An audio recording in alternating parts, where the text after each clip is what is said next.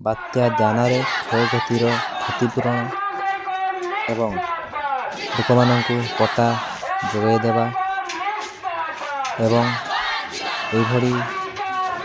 11 ଦଫା ଦାବି ନେଇ ଏସ୍ୟୁସିଆଇ କମ୍ୟୁନିଷ୍ଟ କପ୍ତିପଦା ଆଞ୍ଚଳିକ କମିଟି ପକ୍ଷରୁ କପ୍ତିପଦା ବ୍ଲକ ସମ୍ମୁଖରେ ଗଣବିକ୍ଷୋଭ ହେବା ସହିତ ବିଡ଼ିଓଙ୍କୁ ଦାବିପତ୍ର ପ୍ରଦାନ କରାଯାଇଛି।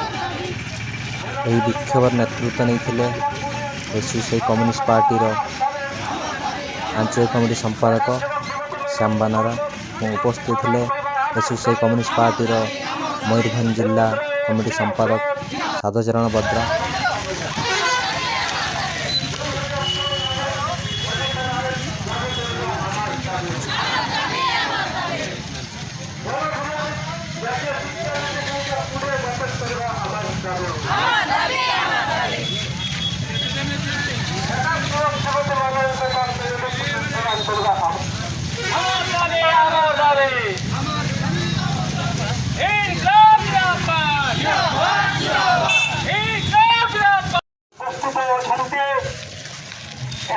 कम्युनिस्ट मयूरभंज जिला कमिटी संपादक कमिटी सदस्य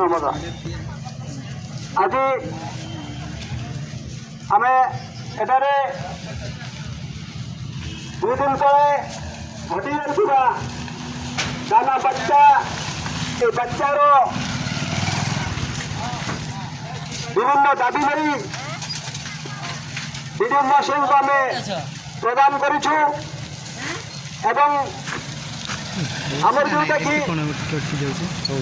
दीर्घ दिन दाबी पुरुष लोक चाष जमीर पट्टा प्रदान